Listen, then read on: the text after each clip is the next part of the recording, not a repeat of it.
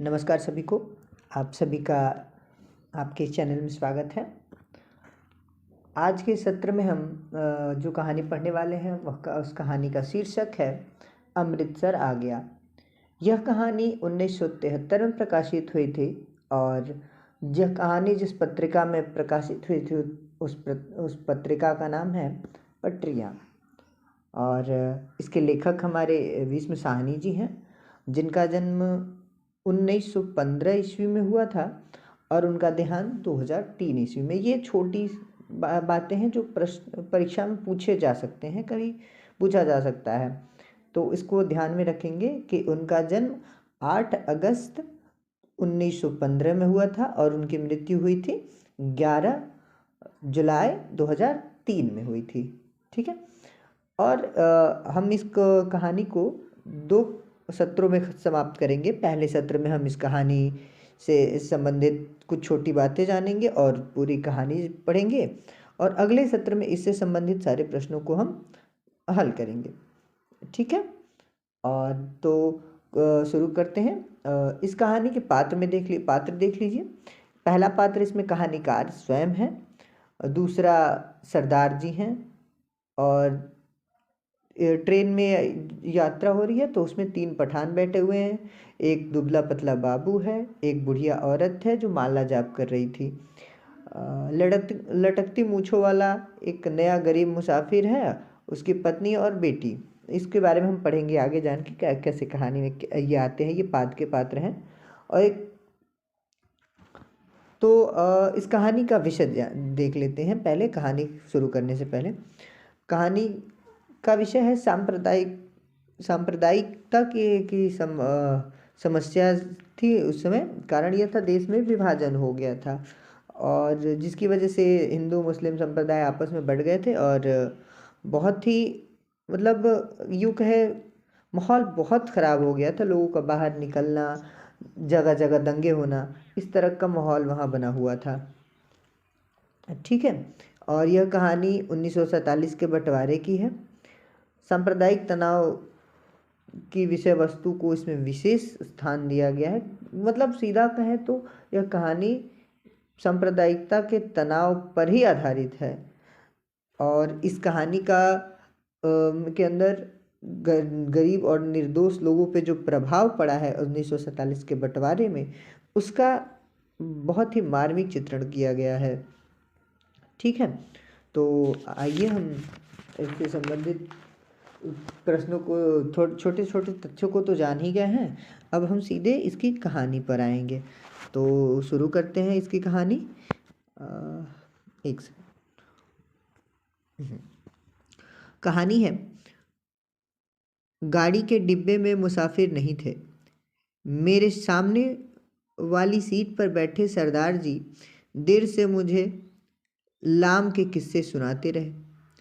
वह लाम के दिनों में वर्मा की लड़ाई में भाग ले चुके थे और बात बात पर खीखी करके हंसते और गोरे फौजियों की खिल्ली उड़ाते रहे थे। डिब्बे में 3 पठान व्यापारी भी थे। उनमें से एक हरे रंग की पोशाक पहने ऊपर वाली बर्थ पर लेटा हुआ था। वह आदमी बड़ा हंसमुख था और बड़ी देर से मेरे साथ वाली सीट पर बैठे एक दुबले पतले से बाबू के साथ उसका मजाक चल रहा था। वह दुबला पतला बाबू पेशावर का रहने वाला जान पड़ता था, क्योंकि किसी किसी वक्त वे आपस में पश्तो में बातें करने लगते थे। मेरे सामने दाईं ओर कोने में एक बुढ़िया मुंह सिर ढांपे बैठी थी और देर से माला जप कर रही थी। यही कुछ लोग रहे होंगे, संभव है 2-1 और मुसाफिर भी रहे हों, पर वे स्पष्टता मुझे याद नहीं। गाड़ी धीमी रफ्तार से चली जा रही थी और गाड़ी में बैठे मुसाफिर बतिया रहे थे और बाहर गेहूं के खेतों में हल्की हल्की लहरियां उठ रही थी और मैं मन ही मन बड़ा खुश था, क्योंकि मैं दिल्ली से होने वाला स्वतंत्रता दिवस समारोह में देखने जा रहा था। उन दिनों के बारे में सोचता हूँ तो लगता है यह किसी झुटपुट्टे में जी रहे हैं। शायद समय बीत जाने पर अतीत का सारा व्यापार ही झुटपुटे में बीता जान पड़ता है। ज्यों ज्यों भविष्य में पट खुलते जाते हैं, यह झुटपुटा और भी गहराता चला जाता है। उन्हीं दिनों पाकिस्तान के बनाए जाने का भी ऐलान किया गया था और लोग तरह तरह के अनुमान लगाने लगे थे कि भविष्य में जीवन की रूपरेखा कैसी होगी, पर किसी की भी कल्पना बहुत दूर तक नहीं जा पाती थी। मेरे सामने बैठे सरदार जी बड़ा बार बार मुझसे पूछ रहे थे कि पाकिस्तान बन जाने पर जिन्ना साहब बम्बई में ही रहेंगे या पाकिस्तान में जाकर बस जाएंगे, और मेरा हर बार यही जवाब होता, बम्बई क्यों छोड़ेंगे, पाकिस्तान में आते जाते रहेंगे। बम्बई छोड़ देने से क्या तुक है। लाहौर और गुरदासपुर के बारे में भी अनुमान लगाए जा रहे थे कि कौन सा शहर किस ओर जाएगा। मिल बैठने के ढंग से गपशप में, हंसी मजाक में कोई विशेष अंतर नहीं आया था। कुछ लोग अपने घर छोड़कर जा रहे थे जबकि अन्य लोग उनका मजाक उड़ा रहे थे। कोई नहीं जानता था कि कौन सा कदम ठीक होगा और कौन सा कदम गलत। एक ओर पाकिस्तान बन जाने का जोश था और दूसरी ओर हिंदुस्तान के आज़ाद हो जाने का जोश। जगह जगह दंगे भी हो रहे थे और योम आज़ादी की तैयारियां भी चल रही थी। इस पृष्ठभूमि से लगता देश आज़ाद हो जाने पर दंगे अपने आप बंद हो जाएंगे। वातावरण में इस झुटपुट में आज़ादी की सुनहरी धूल भी उड़ रही थी और साथ ही साथ अनिश्चय भी डोल रहा था। और इसी अनिश्चय की स्थिति में किसी किसी वक्त भावी रिश्तों की रूपरेखा झलक जाती थी।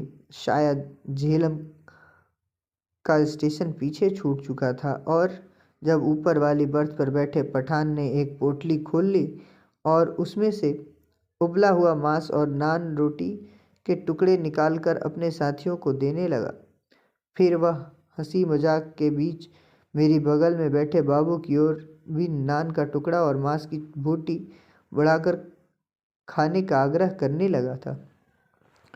काले बाबू काले, ताकत आएगी, हम जैसा हो जाएगा, बीवी भी तेरे साथ खुश रहेगी। काले दालकोर, तू दाल खाता है इसलिए दुबला है। डिब्बे में लोग हंसने लगे थे। बाबू ने पश्तो में कुछ जवाब दिया और फिर मुस्कुराता सिर हिलाता रहा। इस पर दूसरे पठान ने हंसकर कहा, ओ जालिम, हमारे हाथ से नहीं लेता है तो अपने हाथ से उठा ले, खुदा कसम बकरे का गोश्त है, किसी चीज़ का नहीं। ऊपर बैठा पठान चहक कर बोला, ओ खंजीर के तुम इधर, तुम कौन देखेगा, हम तेरी बीवी को नहीं बताएगा। ओ तू हमारे साथ बोटी तोड़, हम तेरे साथ दाल पिएगा।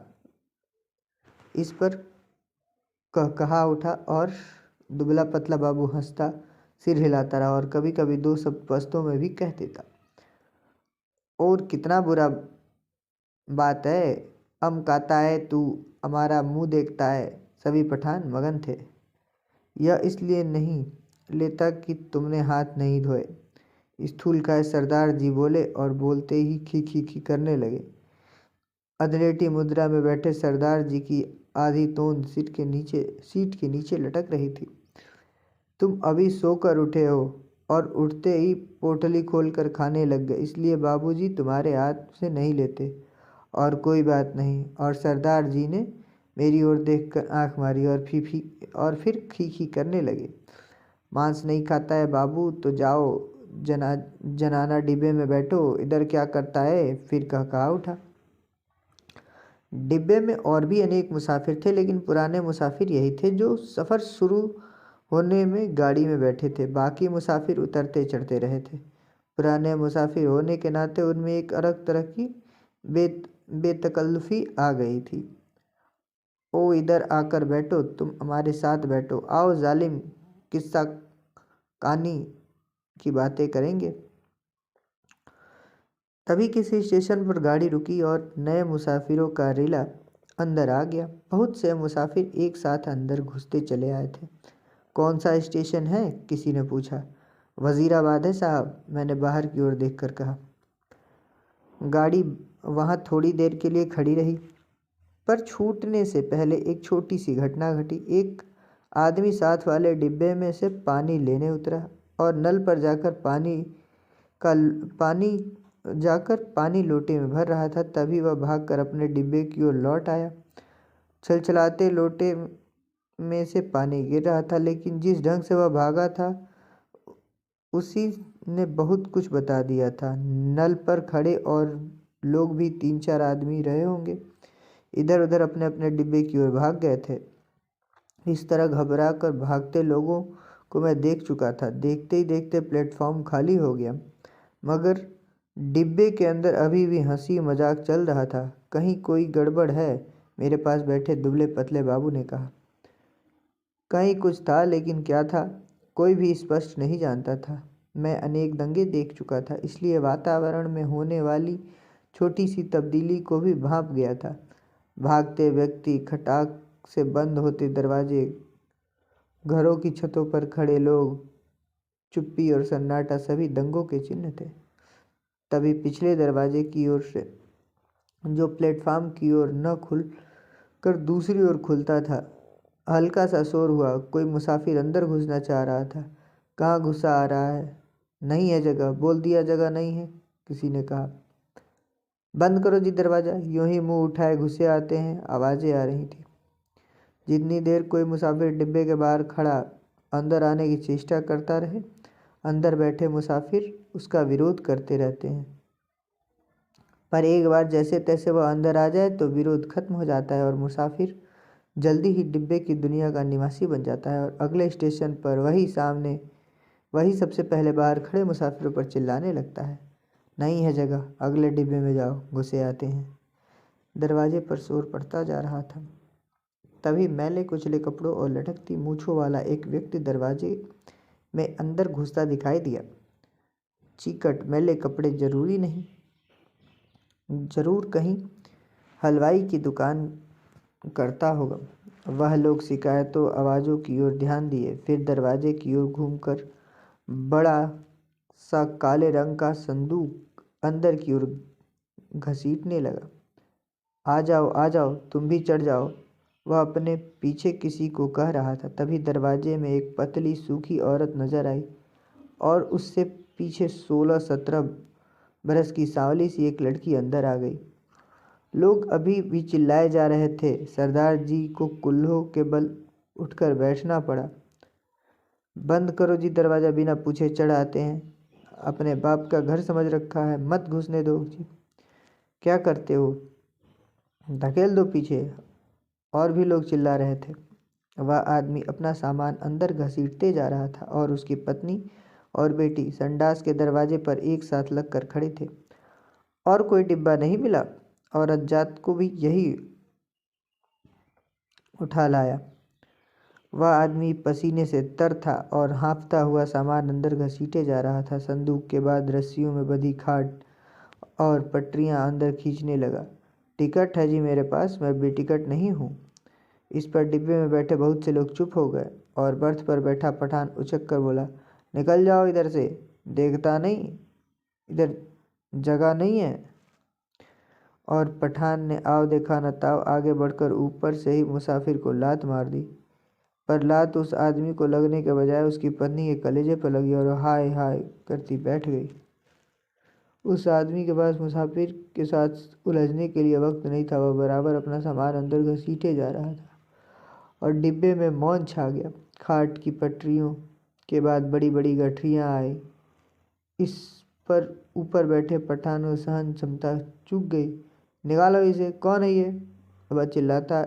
इस पर दूसरे पठान ने, जो नीचे की सीट पर बैठा था, उस आदमी पर संदूक दरवाजे के नीचे धकेल दिया, जहां लात वर्दी वाला एक कूली खड़ा सामान अंदर पहुंचा रहा था। उसकी पत्नी की चोट लगने पर कुछ मुसाफिर चुप हो गए। केवल कोने में बैठी बुढ़िया करलाए जा रही थी। ए नेक बख्शों, बैठने दो, आजा बेटी तू मेरे पास आजा, जैसे तैसे सफ़र काट लेंगे, छोड़ो बे जाली मुँहस, बैठने दो। अभी आधा सामान ही अंदर आ पाया था जब सहसा गाड़ी सरकने लगी। छूट गया, सामान छूट गया। वह आदमी बदहवास सा होकर चिल्लाता, पिताजी सामान छूट गया। संडास के दरवाजे पर खड़ी लड़की सिर के पांव कांप रही थी और चिल्लाए जा रही थी, उतरो नीचे उतरो। वह आदमी हड़बड़ाकर चिल्लाया और आगे बढ़कर एक खाट की पटरियां गठरियां बाहर फेंकते हुए दरवाजे पर डंडहरा पकड़कर नीचे उतर गया। उसके पीछे उसकी व्याकुल बेटी और उसकी पत्नी कलेजे को दोनों हाथों से दबाए हाय हाय करती नीचे उतर गई। बहुत बुरा किया तुम लोगों ने, बहुत बुरा किया, बुढ़िया ऊंचा ऊंचा बोल रही थी। तुम्हारे दिल में दर्द मर गया है। छोटी सी बच्ची उसके साथ थी। बेरहमो, तुमने बहुत बुरा किया, धक्के देकर तार दिया है। गाड़ी सूने प्लेटफॉर्म पर लांघती आगे बढ़ गई। डिब्बे में व्याकुल सी चुप्पी छा गई। बुढ़िया ने बोलना बंद कर दिया था। पठानों का विरोध कर पाने की हिम्मत नहीं हुई। तभी मेरी बगल में बैठे दुबले बाबू ने मेरे बाजू पर हाथ रखकर कहा, आग है, देखो आग लगी है। गाड़ी प्लेटफॉर्म छोड़कर आगे निकल आई थी और शहर पीछे छूट रहा था। तभी शहर की ओर से उठते हुए धुएं के बादल और उसमें लपलपाती आग के शोले नजर आने लगे। दंगा हुआ है। स्टेशन पर भी लोग भाग रहे थे, कहीं दंगा हुआ है। शहर में आग लगी है, बात डिब्बे भर के मुसाफिरों को पता चल गई और वे लपक लपक कर खिड़कियों में से आग का दृश्य देखने लगे। जब गाड़ी शहर छोड़कर आगे बढ़ गई तो डिब्बे में सन्नाटा छा गया। मैंने घूमकर डिब्बे के अंदर देखा। दुबले बाबू का चेहरा पीला पड़ गया था और उसके माथे में पसीने की परतें किसी मुर्दे के माथे की तरह चमक रही थी। मुझे लगा जैसे अपनी अपनी जगह बैठे सभी मुसाफिरों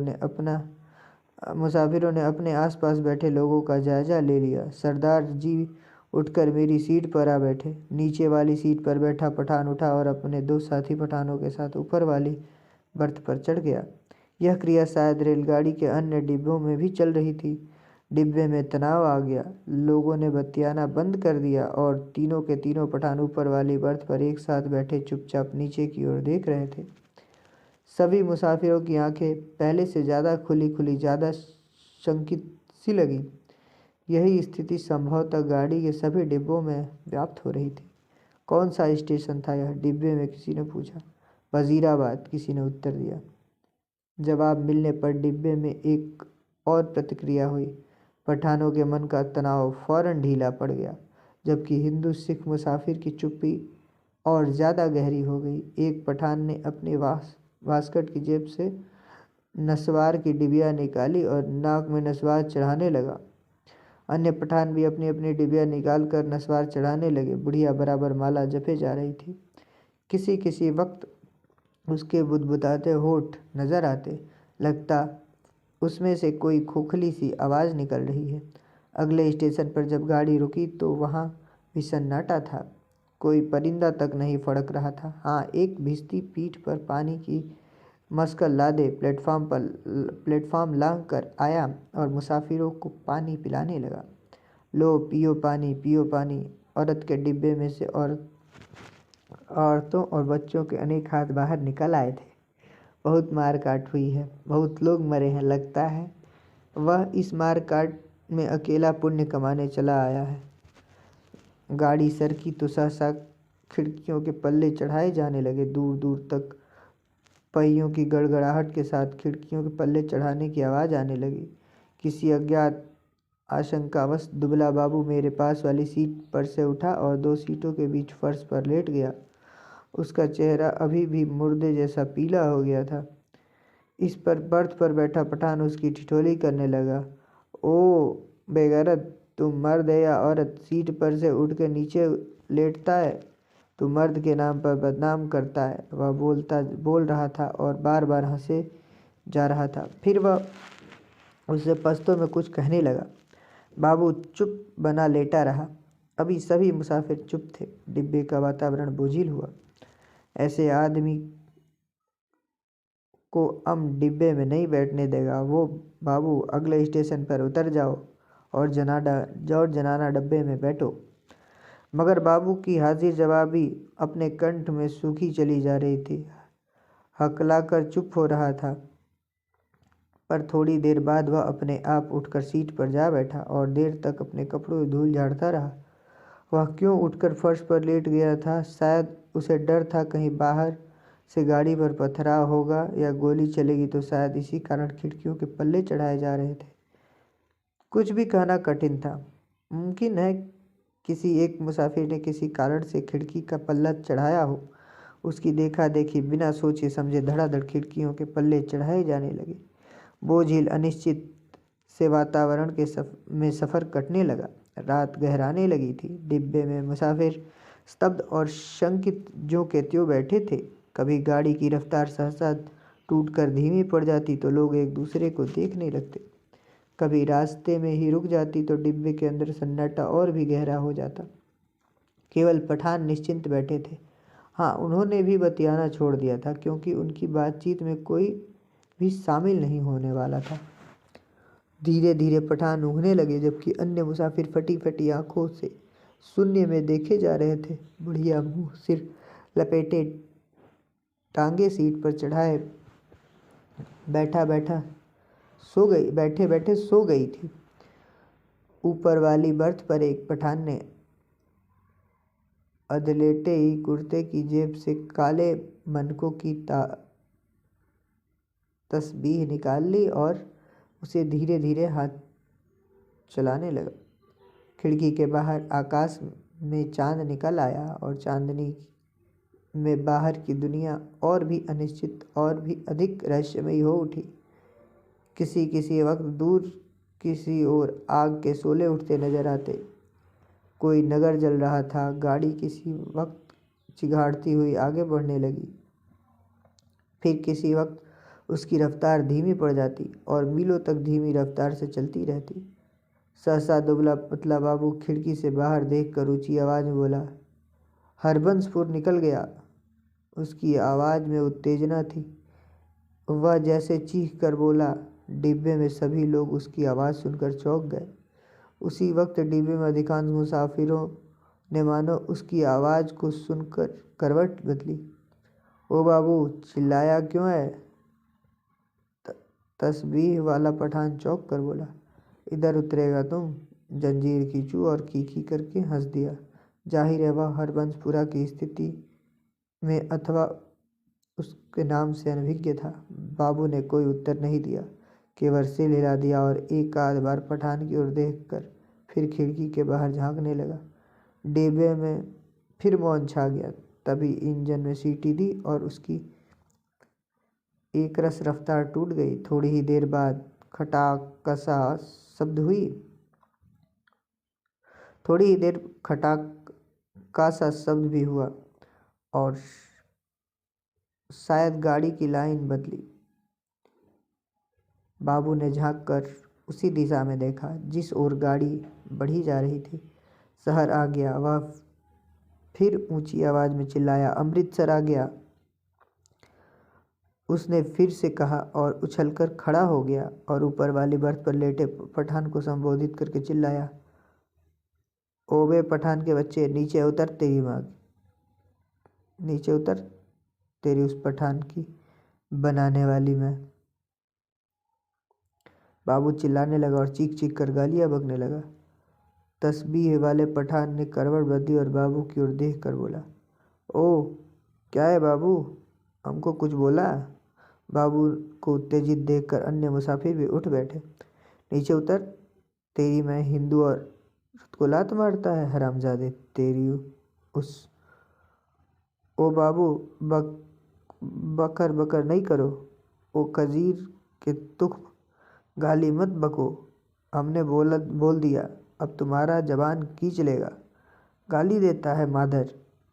बाबू चिल्लाता और उछलकर सीट पर चढ़ गया। वह सिर से पांव तक कांप रहा था। बस बस, सरदार जी बोले, यह लड़ने की जगह नहीं, थोड़ी देर का सफ़र बाकी है, आराम से बैठो। तेरी मैं लात न तोड़ूं तो कहना। गाड़ी तेरे बाप की है, बाबू चिल्लाया। ओ, हमने क्या बोला? सभी लोग उसको निकालता था, हमने भी निकाला। ये इधर उस हमको गाली देता है, हम इसका जबान खींच लेगा। बुढ़िया बीच में फिर बोल उठी, ओ जीण जोगियो आराम नाल बैठो, वे रब दिए बंदियो कुछ होश करो। उसके होठ किसी प्रेत की तरह फड़फड़ाए जा रहे थे और उसमें से छीण सी फुसफुसाहट सुनाई दे रही थी। बाबू चिल्लाए जा रहा था, अपने घर में शेर बनता है, अब बोल तेरी उस पठान बनाने वाली की। तभी गाड़ी अमृतसर के प्लेटफार्म पर रुकी। प्लेटफार्म लोगों से खचाखच भरा था। प्लेटफार्म पर खड़े लोग झांक झांक कर डिब्बों के अंदर देखने लगे। बार बार लोग एक ही सवाल पूछ रहे थे, पीछे क्या हुआ है, कहाँ पर दंगा हुआ है। खचाखच भरे प्लेटफार्म पर शायद इसी बात की चर्चा चल रही थी कि पीछे क्या हुआ है। प्लेटफार्म पर खड़े 2-3 कोमचे वाले पर मुसाफिर टूट पड़े। सभी को सहसा भूख और प्यास परेशान करने लगी थी। इसी दौरान 3-4 पठान हमारे डिब्बे के बाहर प्रकट हो गए और खिड़की में झांक झांक कर अंदर देखने लगे। अपने पठान साथियों पर नज़र पड़ते ही वे उनसे पश्तो में कुछ बोलने लगे। मैंने घूम कर देखा, बाबू डिब्बे में नहीं था। न जाने कब वह डिब्बे में निकल गया था। मेरा माथा ठनका, गुस्से में वह पागल हुआ जा रहा था, न जाने क्या कर बैठे। इस पर बीच डिब्बे में तीनों पठान अपनी अपनी गठरी उठाकर बाहर निकल गए और अपने पठान साथियों के साथ गाड़ी के अगले डिब्बे की ओर बढ़ गए, जो विभाजन के पहले प्रत्येक डिब्बे में भीतर होता था, अब सारी गाड़ी के स्तर पर होने लगा। खोमचे वालों ने इर्द गिर्द भीड़ छटने लगी। लोग अपने अपने डिब्बे में लौटने लगे। तभी सहसा एक ओर से मुझे वह बाबू आता दिखाई दिया। माफी चाहेंगे। उसका चेहरा अभी भी बहुत पीला था और माथे पर बालों की लट झूल रही थी। नज़दीक पहुंचा तो मैंने देखा उसने अपने दाएं हाथ में लोहे की एक छड़ उठा रखी थी। जाने वह उसे कहाँ मिल गई थी। डिब्बे में घुसते समय उसने छड़ को अपनी पीठ के पीछे कर लिया और मेरे साथ वाली सीट पर बैठे से पहले उसने हौले से छड़ को सीट के नीचे सरका दिया। सीट पर बैठते ही उसकी आंखें पठान को देख पाने के लिए ऊपर की ओर उठी, पर डिब्बे में पठानों को न पाकर वह हड़बड़ाकर चारों ओर देखने लगा। निकल गए हरामी मादर, सबके सब निकल गए।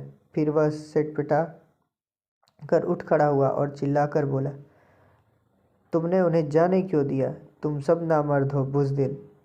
पर गाड़ी में भीड़ बहुत थी, बहुत से नए मुसाफिर आ गए थे। किसी ने उसकी ओर विशेष ध्यान नहीं दिया। गाड़ी सरकने लगी तो वह फिर मेरी वाली सीट पर आ बैठा, पर वह बड़ा उत्तेजित था और बार बार बड़बड़ाए जा रहा था। धीरे धीरे हिचकोले खाती गाड़ी आगे बढ़ने लगी। डिब्बे में पुराने मुसाफिरों ने भरपेट पूरियाँ खा ली थी और पानी भी पी लिया था। गाड़ी अब उस इलाके से आगे बढ़ने लगी थी जहाँ उनके जान माल को खतरा नहीं था। नए मुसाफिर बतिया रहे थे।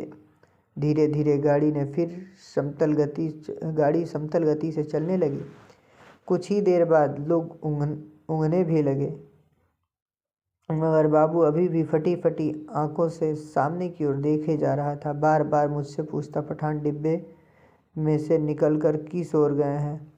उसके सिर पर जुनून सवार था। गाड़ी के हिचकोलों में से मैं खुद ऊँघने लगा। डिब्बे में लेट जाने की जगह नहीं थी। बैठे बैठे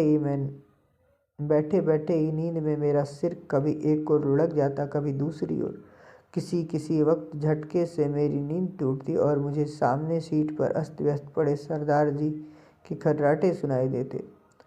अमृतसर पहुंचने के बाद सरदार जी भी फिर से सामने वाली सीट पर टांगे पसार कर लेट गए थे।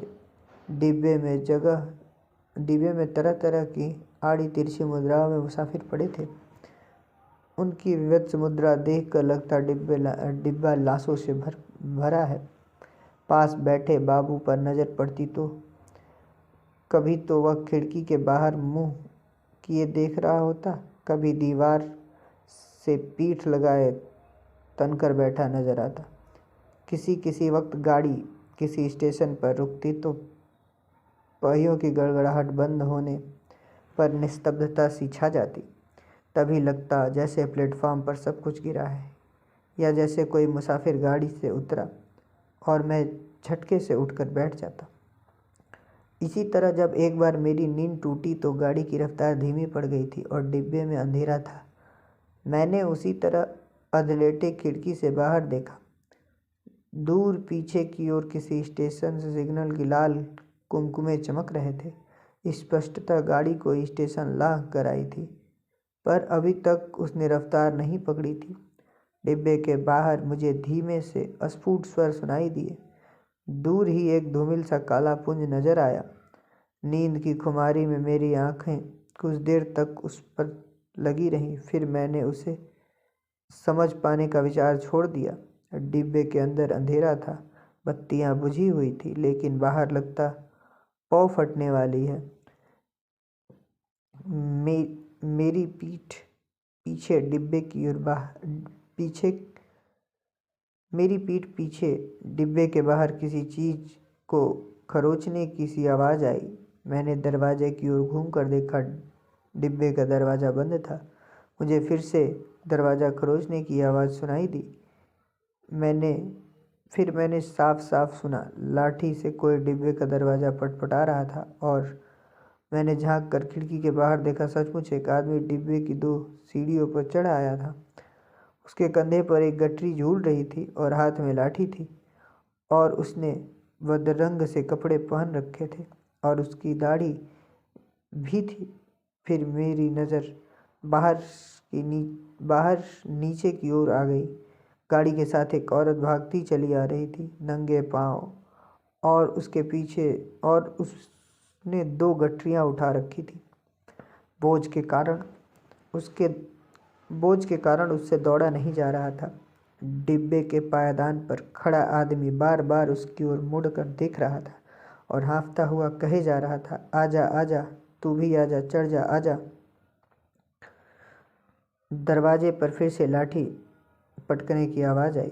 खोलो जी दरवाज़ा, खुदा के वास्ते दरवाज़ा खोलो। वह आदमी हाँफ रहा था, खुदा के लिए दरवाज़ा खोलो, मेरे साथ औरत जात है, गाड़ी निकल जाएगी। सहसा मैंने देखा बाबू हड़बड़ाकर उठा और दरवाजे के पास जाकर दरवाजे से लगी खिड़की में से मुंह निकाल कर बोला, कौन है? इधर जगह नहीं है। बाहर खड़ा आदमी फिर से गिड़गिड़ाने लगा, खुदा के वास्ते दरवाज़ा खोलो, गाड़ी निकल जाएगी। और वह आदमी खिड़की में से अपना हाथ अंदर डालकर दरवाज़ा खोल पाने के लिए सिटकनी टटोलने लगा। नहीं है जगह, बोल दिया, उतर जाओ गाड़ी पर से, बाबू चिल्लाया और उसी क्षण लपक कर दरवाज़ा खोल दिया। या अल्लाह! उस आदमी के अस्फुट शब्द सुनाई दिए। दरवाज़ा खुलने पर जैसे ही उसने इत्मीनान की सांस ली हो, और उसी वक्त मैंने बाबू के हाथ में छड़ चमकते देखा। एक ही भरपूर वार बाबू ने उस मुसाफिर के सिर पर किया था, और देखते ही डर गया और मेरी टांगें लरज़ गईं। मुझे लगा जैसे छड़ के वार का उस आदमी पर कोई असर नहीं हुआ। उसने दोनों हाथ अभी भी जोर से डंडहरे को पकड़े हुए थे। कंधे पर लटकती गठरी खिसक कर उसकी कोहनी पर आ गई। तभी सहसा उसके चेहरे पर लहू की 3 धारें एक साथ फूट पड़ी। मुझे उसके खुले होठ और चमकते दांत नजर आए। वह 2-1 बार अल्लाह बुदबुदाया, फिर उसके पैर लड़खड़ा गए। उसकी आंखों ने बाबू की ओर देखा, अधमुदी सी आंखें जो धीरे धीरे सिकुड़ती जा रही थी, मानो उसे पहचानने की कोशिश कर रही हूँ कि वह कौन है और उससे किस अदावत का बदला ले रहा है।